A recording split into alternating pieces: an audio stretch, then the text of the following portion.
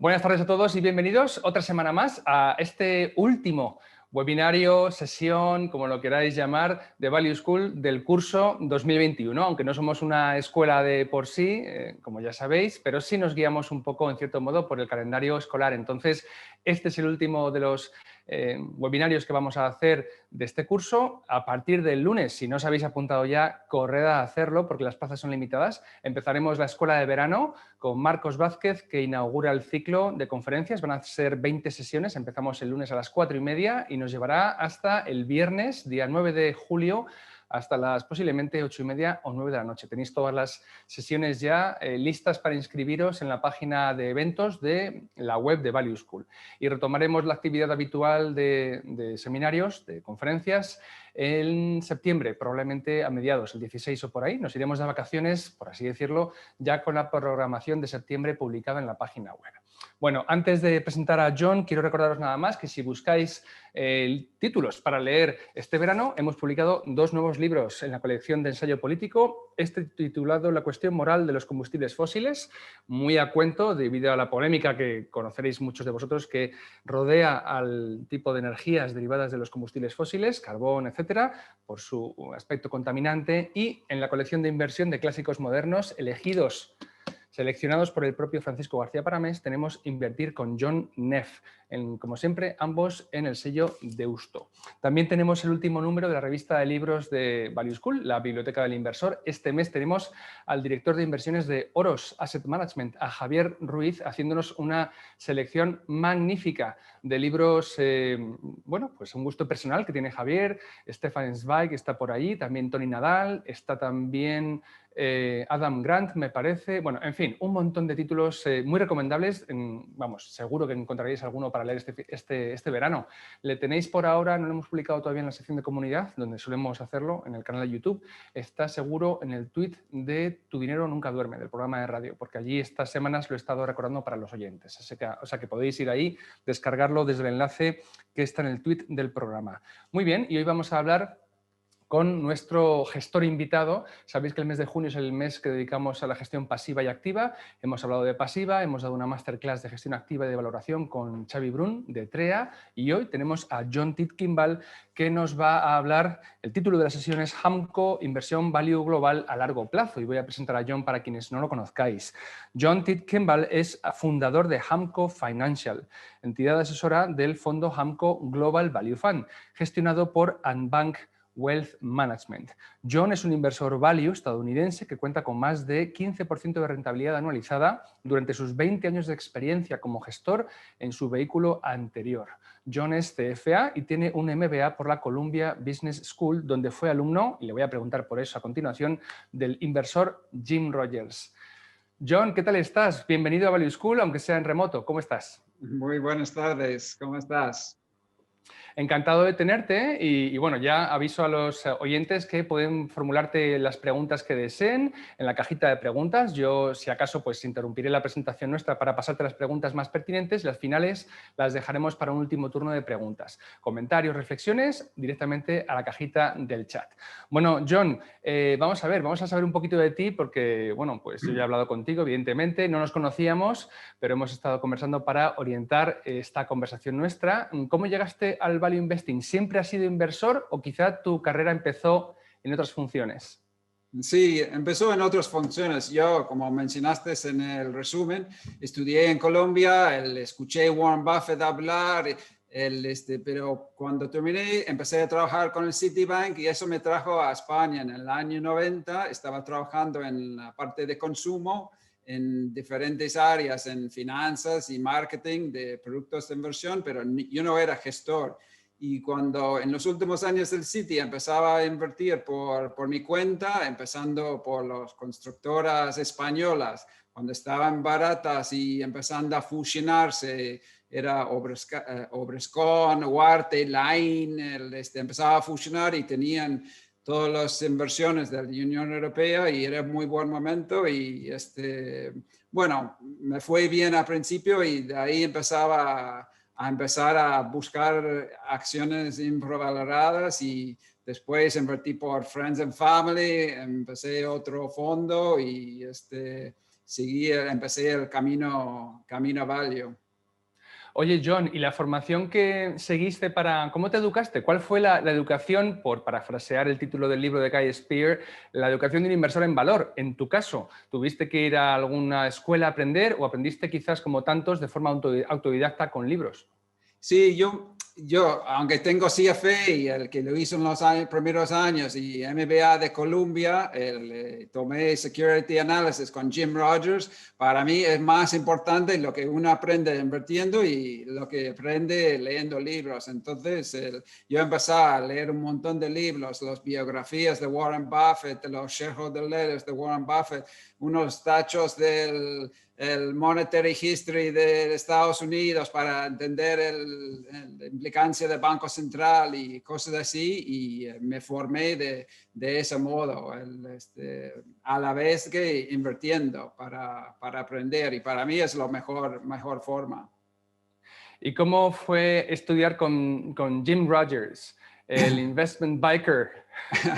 Sí. Yo no recuerdo cuándo hizo sus vueltas por el mundo. Creo que había hecho uno cuando fue profesor mío en Colombia, pero no, era, sabes, toda una figura. Él era fantástico ir al clase con él. Yo recuerdo que yo tenía el clase de Security Analysis durante el crack del 87 y ese día me fui a la bolsa porque estaba desplomando y quería ver lo que estaba pasando ahí en la bolsa, y teníamos la clase por la tarde y él invitó a todas las cámaras de televisión del CBS y le preguntaban, bueno, ¿qué va a pasar? Y él dijo, bueno, ninguno de mis estudiantes va a conseguir un trabajo en Wall Street, la economía va a seguir, pero ellos no van a trabajar en Wall Street, y se acertó bastante bien, pero no, era muy buena experiencia. Me quedo con recuerdos todavía. Él era mucho de enfocar en suministro de demanda, las industrias. Si las industrias están cerrando fábricas o vienen nuevos competidores, pues es malo o bueno. No, y yo creo que nuestro estilo de análisis empezó con una planilla de Excel que agarré de Security Analysis de esa época, de Jim Rogers, y hemos ido añadiendo cosas y mejorando a lo largo de los años, pero él nació ahí. Oye, ¿tú dirías que Jim Rogers es un value investor? Bueno, no sé, él busca cosas baratas por todo el mundo y mucho en países exóticos. Él en los últimos años creo que enfocó mucho en los commodities y pero bueno, él seguro le gusta comprar barato en países extraños.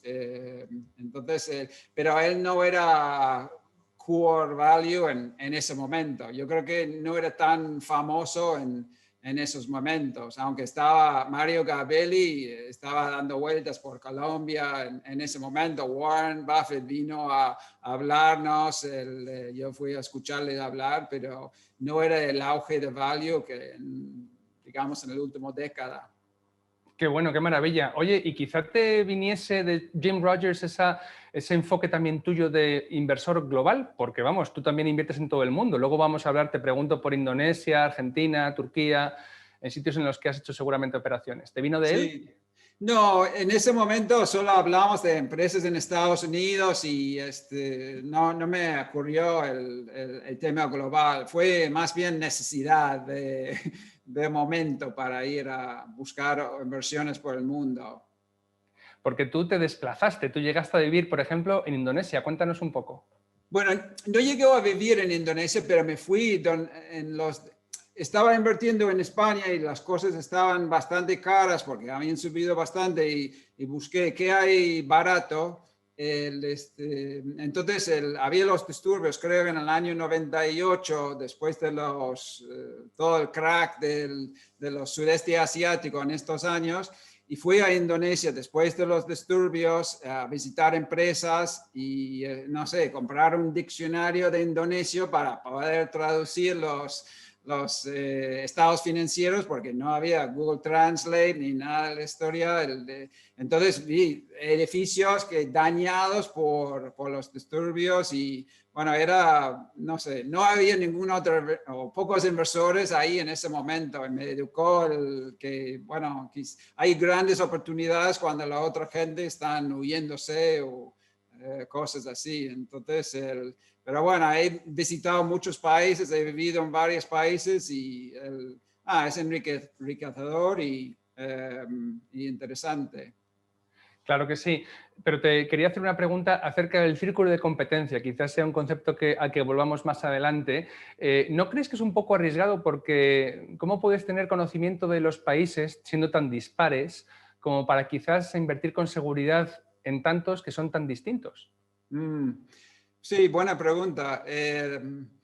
No sé, cada país tiene su idiosincrasia. No sé, los gestores, por ejemplo, en Sudáfrica son muy buenos, tienen muy buen enfoque en retorno sobre capital invertido. ¿Sabes? En Canadá también, en Japón no tienen tanto enfoque y bueno, uno tiene que aprender un poco la cultura empresarial en cada país. Corea, por ejemplo, es muy parecido a Japón. China creo que es mucho más peligroso y Singapur la pondría en un campo parecido, que ¿sabes? Las empresas parecen muy bien, pero ves las cuentas a cobrar van aumentando y cada país tiene su idiosincrasia y algunos riesgos y algunas oportunidades. Y bueno, a los años hemos aprendido algo de eso, a veces de golpes, a veces de otros. Pero bueno, sí, tampoco es tan difícil. Hoy en día la disponibilidad de estados financieros en inglés es muy común. Contactos en las empresas, en la mayoría de los países lo puedes hacer en inglés. Lo puedes traducir cualquier estado financiero con unas herramientas de la web. Es mucho más fácil hoy en día. También hay mucho más competencia. Pero bueno, con IFRS los estados contables son mucho más homogéneos que antes, pero cada país tiene su idiosincrasia. Muchas emisiones de acciones por opciones en Estados Unidos, por ejemplo, eso no es típico en ningún otro país.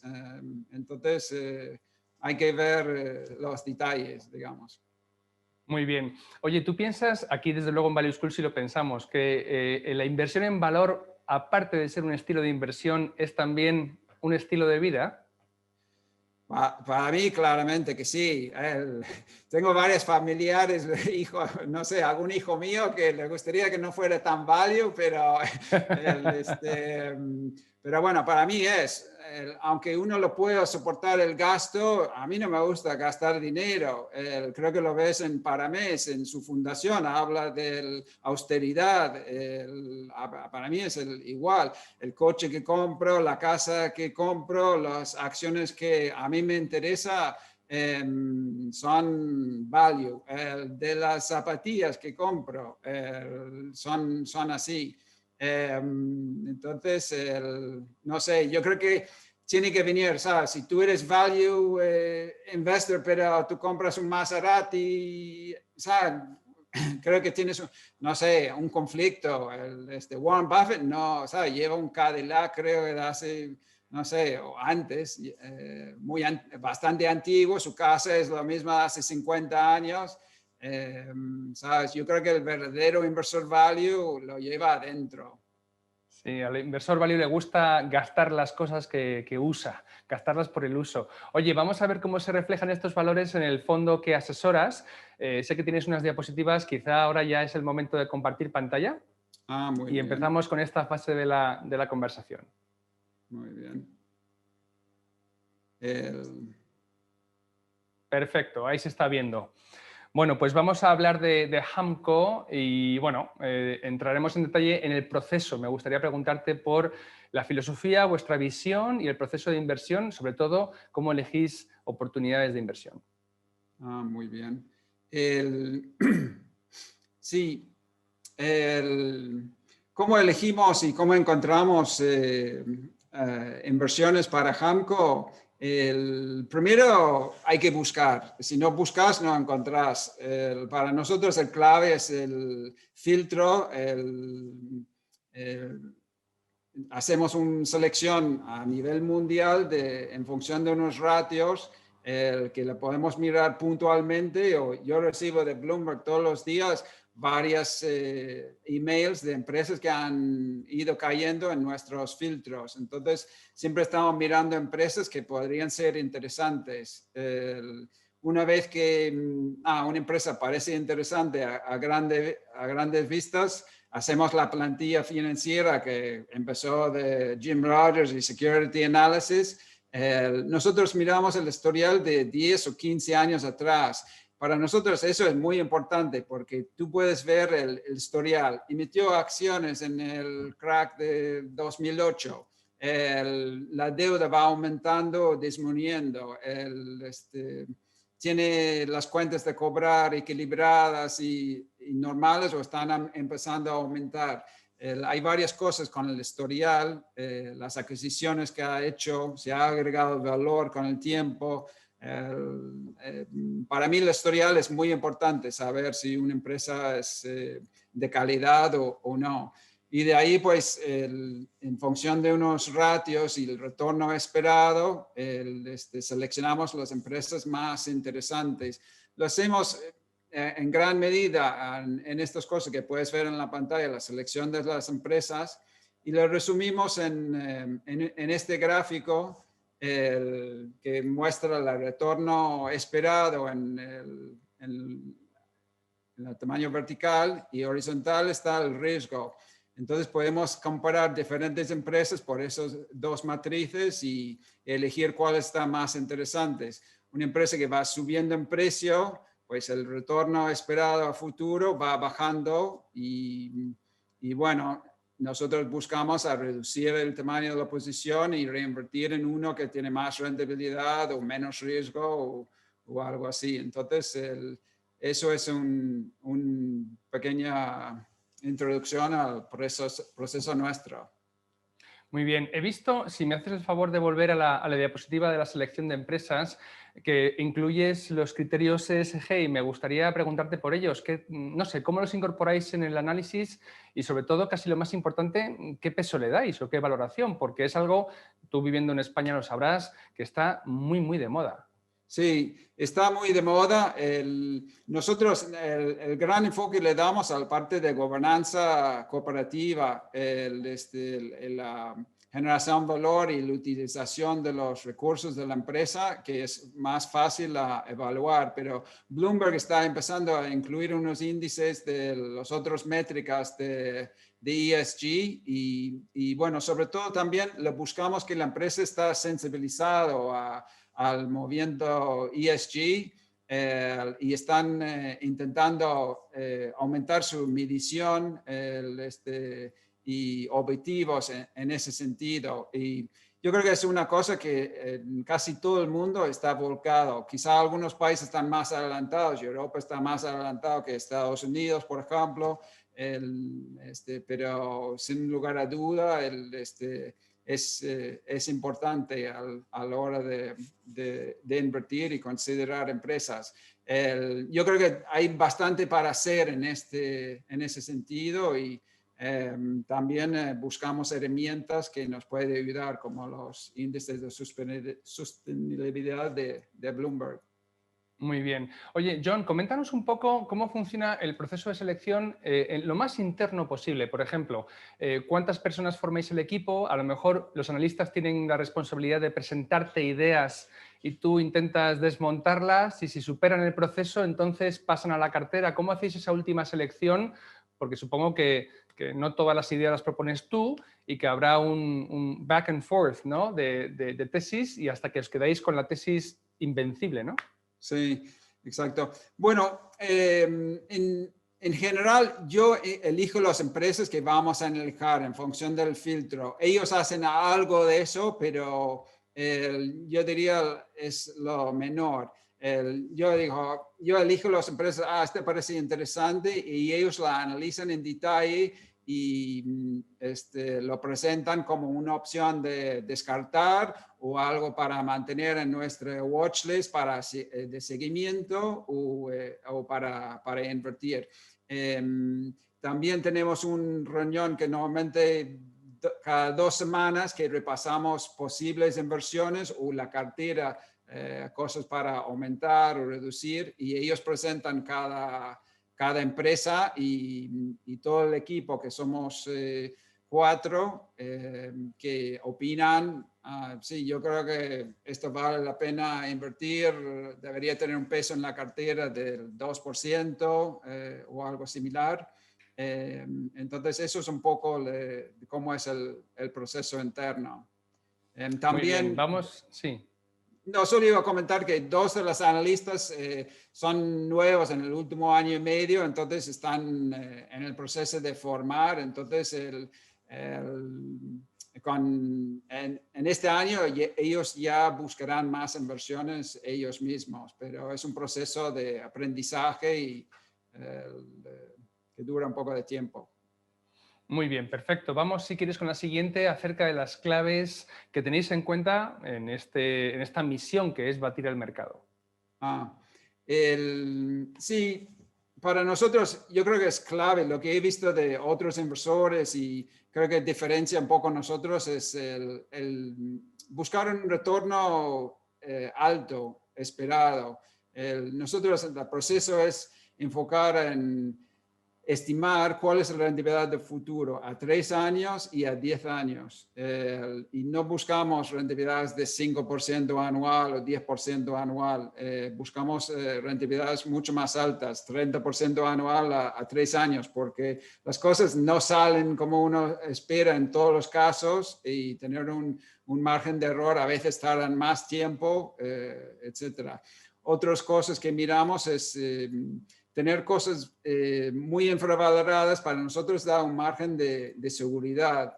Entonces buscamos 2 fuentes de rentabilidad: que está barato, que puede revalorizar en cuanto al precio, los múltiplos de precio, y también que genera valor en el tiempo. Entonces genera 2 fuentes de rentabilidad. Si no revaloriza, pues por lo menos recibimos la rentabilidad, el valor que genera la empresa a largo plazo. También enfocando en empresas a mediana, pequeña y mediana, pues tienden a crecer más y ser más oportunidades de inversión, porque no están tan seguidos por las grandes instituciones, ves más desfases de precio. También nos interesa países y sectores que están fuera del foco en este momento o están fuera de moda. Energía en el último año fue muy castigado y odiado por todos los sectores, y en este año es el sector que mejor ha rendido. También tenemos el equipo de analistas que generan todas las inversiones que hacemos son 100% internamente generados, no es a función de research de otros brokers o otras gestoras. Nosotros generamos las ideas internas. Y bueno, creo que también tenemos un acuerdo con un consultor en Japón, el que nos ayuda en ese mercado, sobre todo por el tema de idioma, desde hace años, con los contactos en las empresas que nos ayuda. La otra cosa que mencionaría es, por ser un fondo pequeño, pues podemos invertir en empresas que grandes fondos no pueden. También creo que mencionaría que el tema global y poder invertir en todo el mundo abre el abanico a muchas oportunidades. ¿Este enfoque de inversión global forma parte de una estrategia de diversificación? Es decir, ¿lo seguís porque pensáis que aporta algo a la cartera y aporta sobre todo pues, un control de riesgo mejor?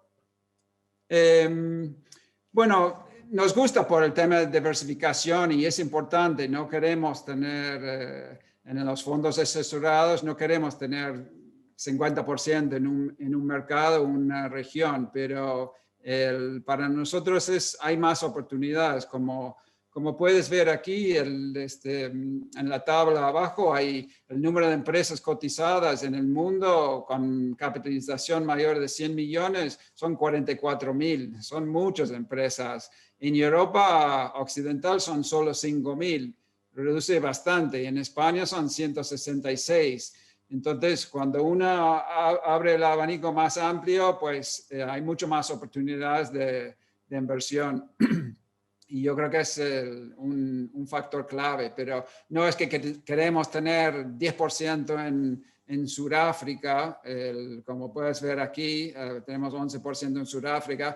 Es un resultado de lo que encontramos en el proceso de inversión. En la crisis, varias empresas del sector de inmuebles cayeron mucho de precio y pensamos que se van a recuperar y entonces invertimos bastante en ese sector. Es un poco el resultado del proceso de inversión más que queremos tener tanto en España de hecho, no tenemos inversiones en España porque no encontramos oportunidades muy interesantes. Tuvimos alguno, pero en este momento no. ¿Cuántos valores tenéis en cartera actualmente? ¿Cuántas posiciones? Sí, hoy en día están alrededor de 70 posiciones, que es bastante, es probablemente más que nos gustaría. Es un poco a raíz del, por ejemplo, un valor sube mucho en precio y uno recomendamos a reducir la posición y empieza a caer el precio, pues decidimos esperar y ver si recupera. Entonces quedamos con una posición más pequeña. A veces está en proceso de desinversión o está en proceso de inversión. Muchas veces empezamos con una posición pequeña y vamos aumentando a la medida que vaya subiendo y teniendo un buen desempeño, digamos. Y en cuanto a rotación de cartera, ¿cuál es la permanencia media de un negocio en cartera vuestra? Bueno, creo que como nosotros midimos la rentabilidad esperada a 10 años, nosotros queremos tener valores que generan buena rentabilidad. Si la bolsa cierra mañana por 10 años, que nos genera un buena rentabilidad. Obviamente, si una acción sube bastante y aproxima y va a generar una rentabilidad baja a futuro, nosotros reducimos y realocamos el capital a algo más interesante. Este último año creo que ha provocado bastantes cambios por el gran desplome en marzo de 2020, pues vimos hay una oportunidad de realocar la cartera de cosas que no han caído tanto a cosas que sí. Y ahora, con la gran recuperación, algunos valores han tenido una recuperación muy elevada, muy rápida, y entonces buscamos a realocar ese capital. Bueno, recomendamos realocar este capital y entonces, pero la idea es tener inversiones a largo plazo. Muy bien. Y en cuanto a la liquidez, ¿estáis 100% invertidos? Sí, básicamente tenemos un colchón de liquidez de como 5% a atender reembolsos o poder invertir en cosas puntuales, pero básicamente estamos 100% invertidos. Muy bien, y ahora que estamos en esta diapositiva, Delfín Pérez te pregunta, John, si podrías desarrollar un poco la inversión de Hamco en China. ¿Puedes repetir la pregunta? Sí, si podrías desarrollar la inversión de Hamco en China. Sí, nosotros creo que el fondo está apto para invertir en Hong Kong, en las empresas de China que están listadas en Hong Kong o otros países.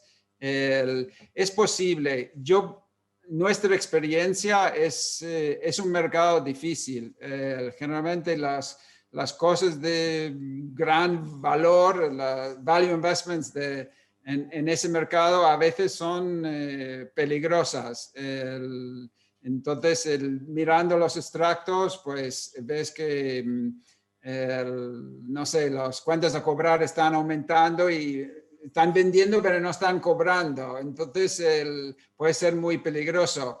Hemos mirado la inversión, el socio BMW, que tienen en China. Es una muy buena empresa y está creciendo muchísimo, pero el matriz de esa empresa está en el proceso de quiebra y no se sabe si va a afectar el subsidiaria. Parecía súper saneado y entonces se encuentran muchas situaciones, no sé, hemos tenido en el fondo anterior alguna empresa que de repente vendía productos a Walmart y de repente la caja que tenían no existía más. Es un mercado que yo tengo mucho respeto. Tenemos alguna inversión en Hong Kong, sobre todo en un sector automotora que tiene los joint ventures con Nissan y en China, pero es para tener cuidado, creo. Muy bien, está muy bien. Sabios consejos. Oye, John, yo sé que has preparado un caso de inversión que es algo que gusta mucho a la audiencia de Value School, de una empresa llamada Peito. Si quieres, empezamos. Muy bien. Bueno, salvo que quieras, como veo que has pasado algunas diapositivas, si quieres señalar algo de interés en esta diapositiva, lo digo porque al final no vamos a publicar las diapositivas por temas legales, tal, pero quizás es un buen momento para comentar información que creas tú reseñable. Okay. Bueno, solo para comentar, creo que la inversión global nos lleva a unas oportunidades que no son típicas. Este es unos datos de Morningstar que compara el fondo de Hamco con el benchmark. Puedes ver el precio de libros es 0,50 cuando el índice está 2,66. El PER está debajo de 7 comparado con 19. Y ves en el value box ahí a la derecha que estamos tipo fuera del mapa. Yo creo que se consigue por poder invertir en pequeñas empresas y también invertir en todo el mundo. Realmente creo que invertir en un país o una región muy limitada reduce mucho las oportunidades. Y este es solo el desempeño de la cartera desde final de 2019 contra el benchmark, que creo que también muestra las ventajas del tema global. Muy bien. Bueno, ahí movemos a la casa de Peito. Creo que es interesante destacar que en el caso de Peito, yo creo que la primera recomendación fue a final de 2019, cuando la acción estaba en 3,5. Y en marzo de 2020, la acción estaba en, no sé, $1 canadiense. Nosotros nos atrajo esta empresa que produce gas natural en Canadá. Vimos que tenía un gran valor histórico en bolsa durante bastantes años.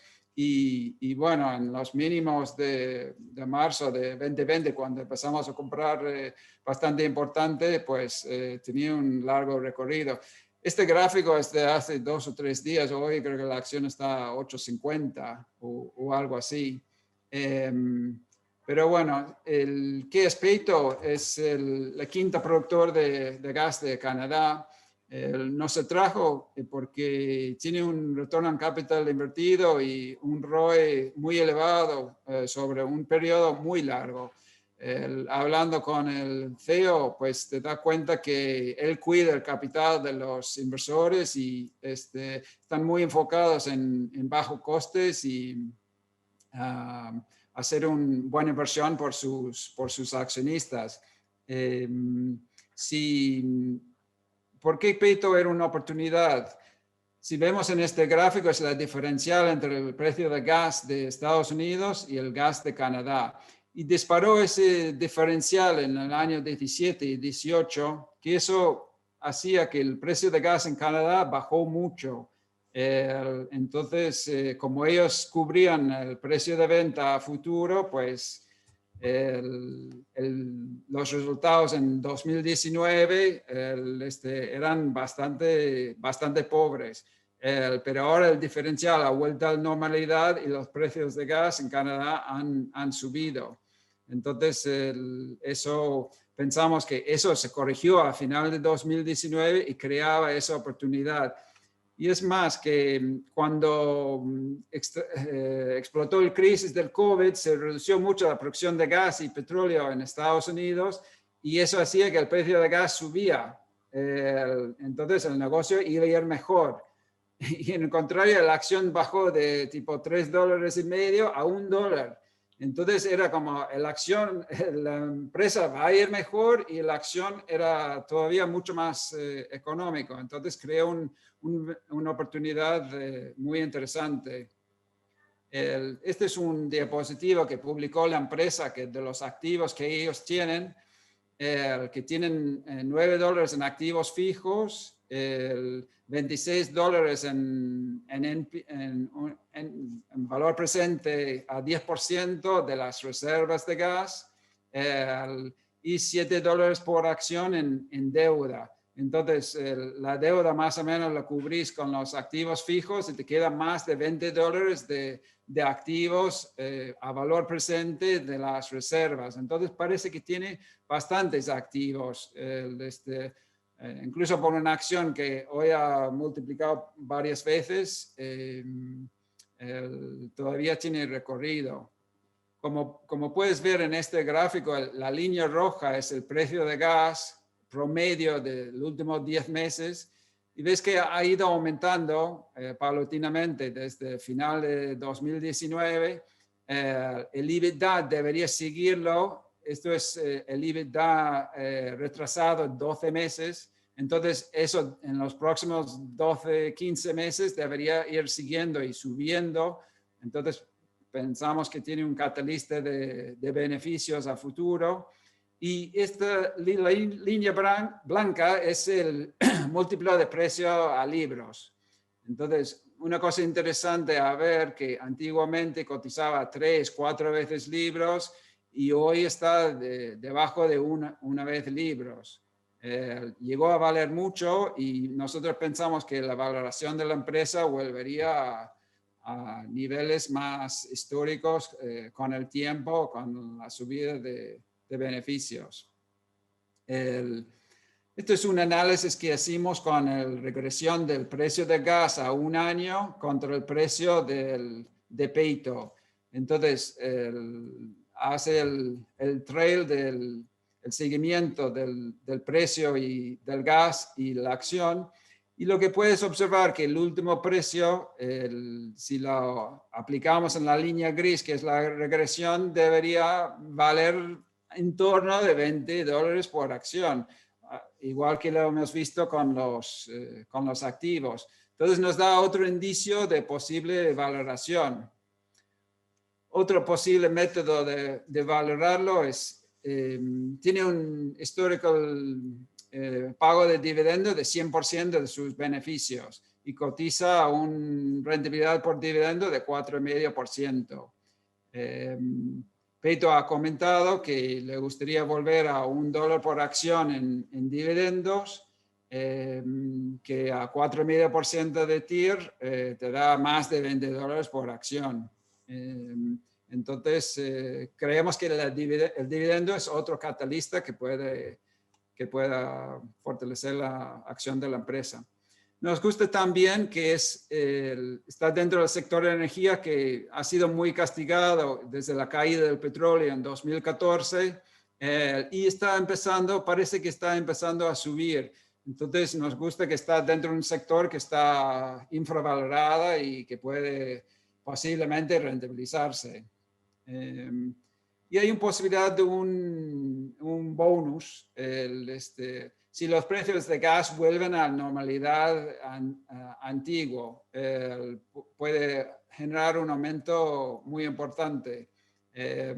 Si los precios vuelven a acoplar a los precios de petróleo antiguos, si las exportaciones de gas en Estados Unidos siguen aumentando y el gas vuelve a precios internacionales que están mucho más superiores que en Estados Unidos o Canadá, o si Estados Unidos y Biden implementan precio de carbón como hay en Europa para el tema de carbón y generación con energías no renovables. Eso podría ser muy bueno para el mercado de gas, porque si vemos aquí el precio histórico hasta 2008, el ratio entre el petróleo y el gas era entre 1 y 1,5, y ahora el petróleo es mucho más caro que el gas. El gas es muy barato en Estados Unidos. Si miramos este ratio en Europa, en esta diapositiva, lo ves que está mucho más equilibrada y hasta el gas está un poco sobrevalorada. El gas en Canadá es en torno de $3, en Europa está al 10, para dar una idea. Y vemos incluso con carbón que nadie quiere quemar carbón hoy en día, pues el carbón es caro respecto al gas de Estados Unidos hoy en día, que no tiene ninguna lógica. Entonces el gas está barato por todos lados, pensamos. Y esta diapositiva enseña qué pasarían precios de energía en Estados Unidos si implementan el precio de carbón como hay en Europa, el precio de Europa en Estados Unidos. El precio de carbón sería muy superior al gas, sería 33% más caro que el gas. Entonces, si en Estados Unidos implementa precio de carbón, que Japón tiene un pequeño precio, China implementó precio de carbón este año, pensamos que cambiaría muchas plantas que hoy queman carbón, pues para el gas. Entonces, en resumen, pensamos que es una empresa de calidad de la empresa, de la gestión, que está infravalorada en función de libros, el valor presente y precio histórico. Parece que tiene momentum de beneficios y que deberían seguir aumentando. Tiene el catalista del dividendo. El CEO le gustaría volver a dividendos altos como en el pasado. Y hay ese potencial payoff extraordinario, el bonus extraordinario si el gas vuelve a precios anteriores. Entonces, este es todo un resumen de una presentación que hicimos en la conferencia de Value Spain hace 10 días. Pero bueno, creo que es un resumen de una empresa que, como muchas inversiones, pues empezó cayéndose 50%, pero desde el precio promedio ha rentabilizado varias veces y parece que tiene bastante recorrido.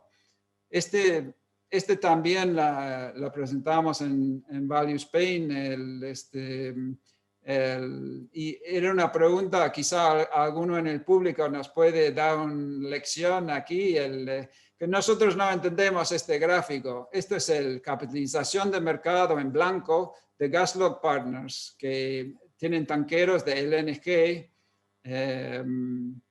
Y como ves, en línea blanca, pues antes valía $1 billion y ahora vale por debajo de 200 millones. Y la línea roja es el precio de un charter, de un barco por un año. Y eso hace 3 meses ha recuperado bastante el precio, que cayó durante el COVID. Y las líneas verde y moradas son el precio de los preferentes y la deuda, que también han recuperado los niveles anteriores. Entonces, nosotros no entendemos cómo puede ser la capitalización de la empresa tan baja en este momento.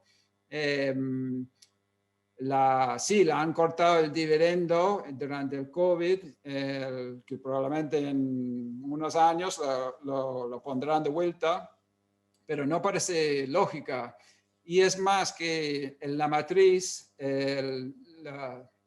los fundadores griegos y creo que era BlackRock, le tomaron private la matriz que tenían, creo que 40% de GasLog Partners, lo tomaron private hace como un mes, menos de un mes, lo terminaron la transacción. Entonces, ellos solo hacen eso si vean valor. Entonces, nos pareció una situación interesante y si alguien nos puede explicar eso, nos gustaría. Bueno, Pero pues bueno, perfecto. son Sí. 2 ideas que nos ha parecido interesante y porque nos Muy bien. encontramos este mundo fascinante y para aprender. Claro, desde luego, y siempre, como vemos, hay oportunidades. Y como esto se va a publicar seguramente dentro de unos 10 días, al comienzo de verano para muchos, pues nada, ahí dejamos a algún amigo de Value School que se ponga a intentar responder a esa pregunta, analizando qué ocurre detrás de la cotización de Cashlock. He visto que tenías, John, una diapositiva preparada con consejos para tus hijos. Aquí sabes que en Value School nos dirigimos también al público joven que se inicia en el ahorro y la inversión. Antes te pregunté si creías tú que el value era un estilo de vida. Por la siguiente diapositiva creo que por ahí va la cosa, ¿verdad? Consejos Sí, value para tus hijos. exacto. Sí, sí, yo tengo 2 hijos que están, a mí me gustaría enseñarles el camino de inversiones y eso, entonces estoy empezando con ellos. Uno está estudiando en ICAD y el otro está haciendo ingeniería en el Carlos III y bueno, entonces son reflexiones que quizás sirven para el público en general de cosas que hemos visto y bueno, primero, yo creo que todos tenemos miedo a las caídas de bolsa, pero creo que muchas veces las recuperaciones son mucho más grandes que las caídas. Por lo menos es nuestra experiencia en los fondos asesorados. Hemos visto en varias oportunidades que las recuperaciones son mucho más grandes que las caídas. Entonces, creo que el mensaje son 2. Uno, hay que aprovechar las caídas y no tenerlas tanto miedo, pero el otro es, uno en mitad de una caída tiene que tener el aguante. Todos ponemos nervioso, yo también, y es normal, pero hay que pensar si es un momento para comprar o para vender. Y para mí son claramente en los momentos peligrosos o miedosas, para mí es un momento para tomar más riesgos y pensar a largo plazo.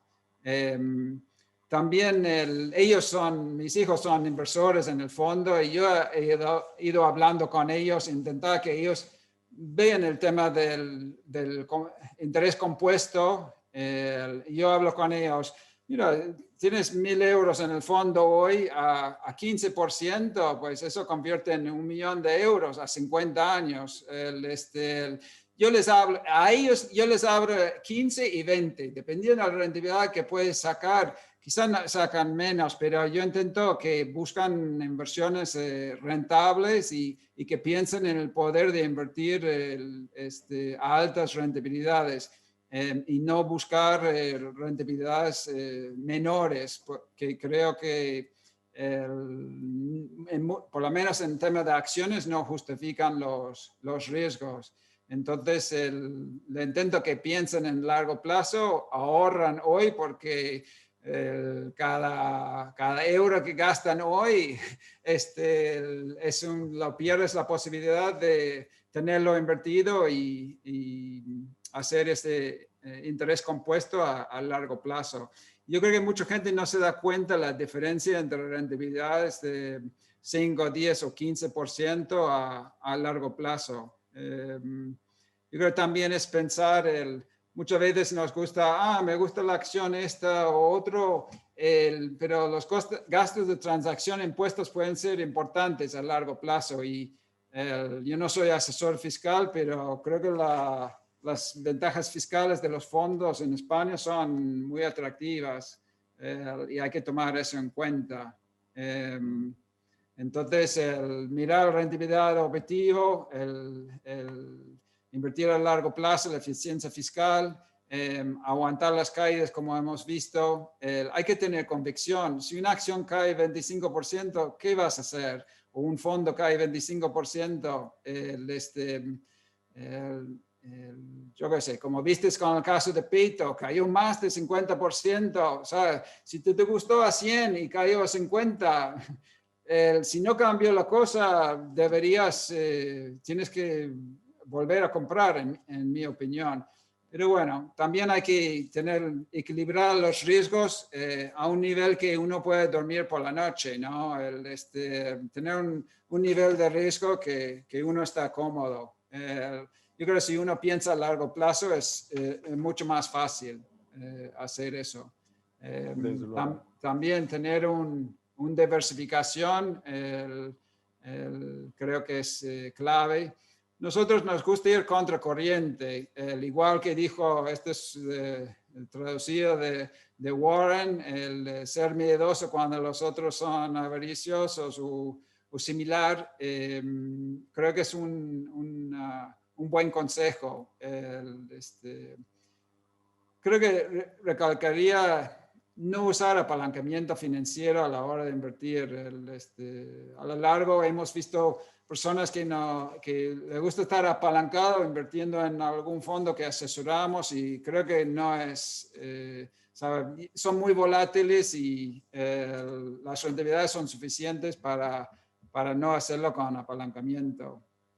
Yo diría que uno no tiene que ser un CFA Charter Holder, un MBA para ser un gran inversor. Para mí, uno tiene que tener interés, trabajar y ganas de aprender y puede hacer excelentes inversiones. Creo que es importante creer que uno lo puede hacer, puede lograr buenos resultados y tener autoconfianza. Creo que también es importante saber dónde estamos. Aquí incluimos un gráfico publicado por GMO, que es un gestor de Boston, muy reconocido, que publica estos datos en su página web, que hay un vínculo ahí abajo. Trimestralmente lo publican. Esto es un retorno estimado a 7 años en términos reales y son casi todos negativas. Entonces, yo creo que es importante saber que hoy en día la mayoría de las acciones son caras y las rentabilidades futuras no son buenas.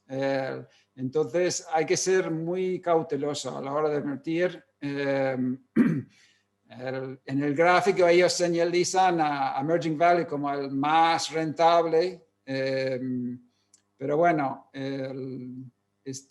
yo creo que hay que ser cauteloso. ¿Dónde vemos valor? John, sí, te quería preguntar, John, en el gráfico anterior, donde pone Emerging Value, ¿se referiría a acciones de valor en mercados emergentes? Sí, exacto. Sí, perdón. Vale. Sí, esos son en mercados emergentes que hoy en día incluye China, que hay que tener un poco de cuidado que... no sé, muchos fondos de mercados emergentes tienen un peso muy grande de China y muchos tecnológicos chinas. Entonces, para mí es vale la pena, si tú compras un fondo, mirar la distribución de la cartera, qué tipo de empresas son. El Morningstar lo hace muy bien. Y saber lo que uno está comprando, a qué múltiplos está, creo que está bueno hacer eso. Muy bien, gracias. Entonces, ¿dónde vemos valor hoy? Bueno, value en general. Hemos visto la energía, el gráfico anterior. Argentina y Turquía también son países que son infravaloradas. Aquí vemos el historial de value a largo plazo desde el año 90 y vemos que value versus growth está por el suelo. Ha empezado a repuntar en el último año y ahora parece que vuelve a caer. O sea, ¿cuál es el futuro? Nadie lo sabe, pero sabemos que relativamente está barato. Argentina, este es el gráfico en euros de la bolsa de Argentina y vemos que está muy, ¿sabes? Está un tercio del valor máximo, que va creciendo con el tiempo, pero está barato. Y lo mismo para Turquía. Estos dos países, hay muy poca gente que está optimista sobre esos países, pero hay elecciones en los próximos años que pueden generar cambios y no sé, los ciclos cambian, y bueno, son países que son infravaloradas en este momento. Muy bien. Sé que también vas a apuntar algo acerca de las criptodivisas, ¿verdad? Que están muy de moda como activos de inversión. ¿Cuál es tu opinión? Sí, sí, también me han preguntado mis hijos, las criptomonedas, sus amigos están invirtiendo en las criptomonedas. No sé, quizá no le gusta a muchos oyentes, pero para mí es un activo de especulación. Yo lo pongo los activos en dos grupos, los que generan un cash flow, un flujo de caja, y los que no. Y los que no, para mí es una especulación. Podría ser un buen especulación, pero como no genera caja a largo plazo, es solo lo que otra persona te pagaría. El arte, coches clásicos, el oro, no generan flujo de caja. Las empresas, sí, un inmueble sí genera flujo de caja, y para mí eso son inversiones. Entonces, además, yo creo que ha llegado a un nivel de... todo el mundo está con el tema de criptomonedas. ¿Quién le queda para comprar las criptomonedas? No sé si mucha gente, porque no es una herramienta transaccional, tiene un uso de eso. No, es solo para mí es un elemento especulativo. Yo estaría preparado para grandes pérdidas especulando en las criptomonedas. Solo viendo la volatilidad sabes que no es una inversión. ¿Sabes? Multiplica por 3, se cae 80% varias veces, a veces en un año. Para mí es para mucha cautela y considerarlo como eso, una especulación. Muy bien, yo creo que ha quedado muy claro. También tienes algunas recomendaciones de lectura ahora para este verano para quienes quieran saber más, ¿verdad? Sí, bueno, estos son algunos libros que he leído en los últimos años. La verdad que ahora escucho mucho más podcasts. Yo paso mucho tiempo corriendo y lo grabo los podcasts y lo escucho ahí. Y son muy buenas oportunidades porque lo puedes escuchar cosas muy actuales de las últimas semanas o meses. Son mucho más actuales de grandes figuras del mundo de inversiones. Esta semana escuché una de Jesse Felder de Super Investors que entrevistó a Howard Marks y es fantástica. O sea, él tiene, no sé, 40, 50 años invirtiendo y está buenísimo. Hay varias. Colombia publica uno, Value Investing with Legends, que es entrevistas con inversores famosos y de la Escuela de Value de Colombia. Creo que es muy bueno. En cuanto al libro, bueno, también hay cosas, si uno quiere aprender, pues como tema de la energía, hemos buscado varias podcasts sobre energía para aprender más sobre este sector, que era muy interesante. Libros hay muchos y muchos clásicos. Este de psicología de dinero le he comprado para mis hijos, es bastante escueto, fácil de leer y es una mezcla de invertir a largo plazo y también ahorrar para el futuro. Dando Investor de Pabrai es muy fácil a leer y muy interesante. Sobre los Dando Investors. Yo creo que son opciones interesantes. A mí me gustó también las Shareholder Letters de Berkshire Hathaway, que explica año tras año qué inversiones ha hecho y un poco el historial. Está interesante. Pues fíjate, John, me alegra mucho que hayas puesto esta lista porque te diré, Thinking in Bets lo hemos presentado aquí, tenemos el vídeo de la presentación en el canal de YouTube. El Inversor Dando está publicado en nuestra colección con Deusto, con lo cual lo pueden leer. Hemos traducido las cartas al accionista de Berkshire del 18, del 19 y del 20. Es decir, que no vamos mal encaminados, ¿eh? No, van mentira. geniales. No, y la verdad que es fantástico para la gente que no lean en inglés. Creo que hacen un labor fantástico. Mira, Delfín, un oyente, te dice, te pregunta que si no recomendarías el libro de tu maestro, profesor, Jim Rogers, titulado A Bull in China. Eso no he leído. He leído Venture Capitalist. Sí, yo sé que él es muy bullish de China y él, no sé, se mudó a Singapur, se educó, creo que mandarin a sus hijas. Sí, y China es una potencia. Yo no he leído el libro, entonces no lo puedo decir, pero supongo que está muy interesante. A mí, cualquier cosa que uno lea, escucha, se puede aprender cosas. A veces es cosas para evitar o cosas para mirar o pensar, ¿sabes? A mí me parece que seguir mejorando es una de las claves para esta afición y cualquiera realmente. Si uno no intenta mejorar, pues se pierde interés y yo creo que la lectura es fundamental. Sí, por supuesto que sí. Oye, John, cualquiera lo diría, pero llevamos ya 1 hora de reloj hablando. Bueno, sobre todo tú llevas 1 hora hablando. Es que el tiempo vuela. Aquí siempre que nos dicen en Value School los invitados ya se me ha pasado el tiempo. No quería yo concluir la conversación sin que nos comentases, bueno, fundamentalmente, dónde los interesados pueden encontraros, informarse acerca del fondo, de HAMCO, incluso contratarlo. Sí, bueno, pueden ir a la página web de HAMCO y hay un vínculo con Ambank, Inversis, que son o MyInvestor, que son las formas más fáciles. Nosotros como asesores no vendemos, eso le ocupa el Ambank y MyInvestor, pero ahí pueden encontrar toda la información de las diferentes clases de acciones y toda la información. Fenomenal. ¿Y hay algún mínimo de inversión? 100 euros 100 por euros. clase R.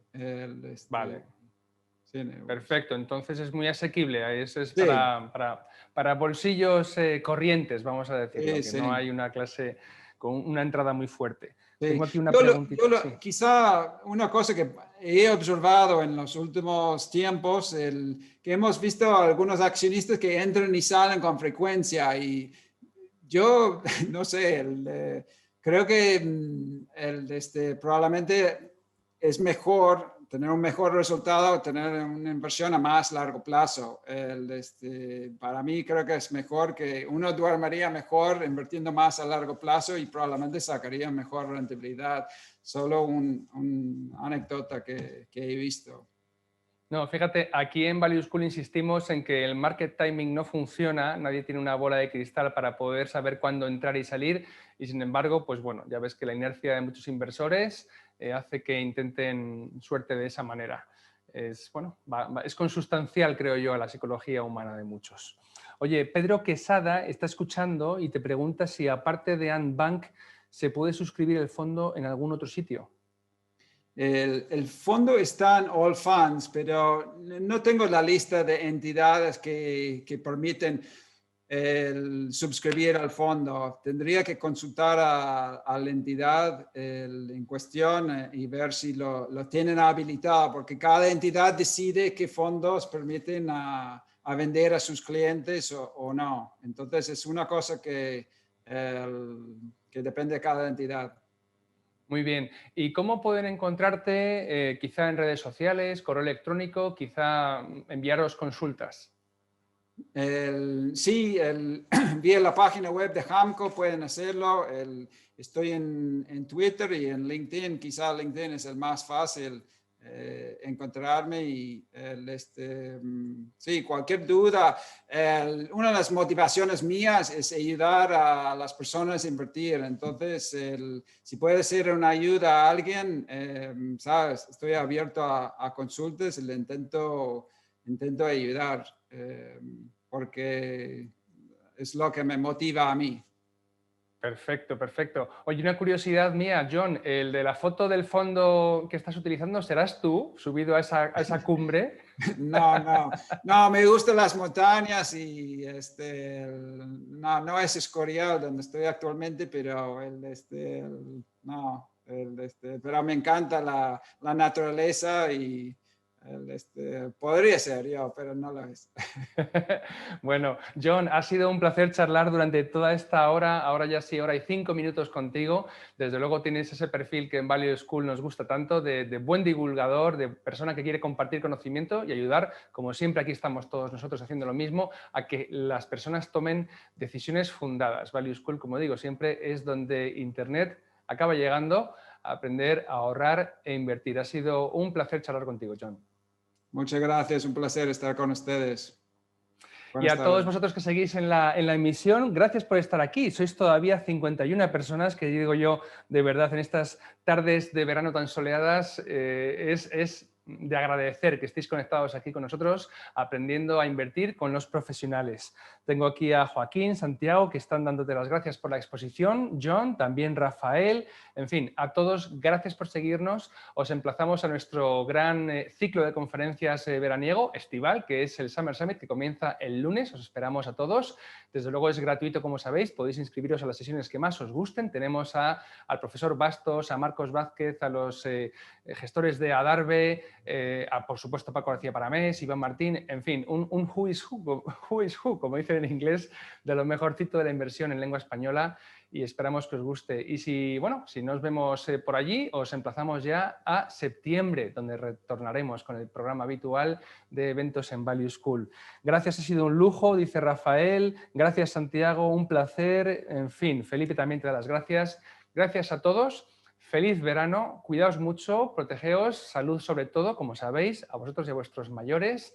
Y nada, si no nos vemos en el Summer Summit, os veremos a todos en septiembre. Un abrazo y hasta entonces. Adiós, amigos.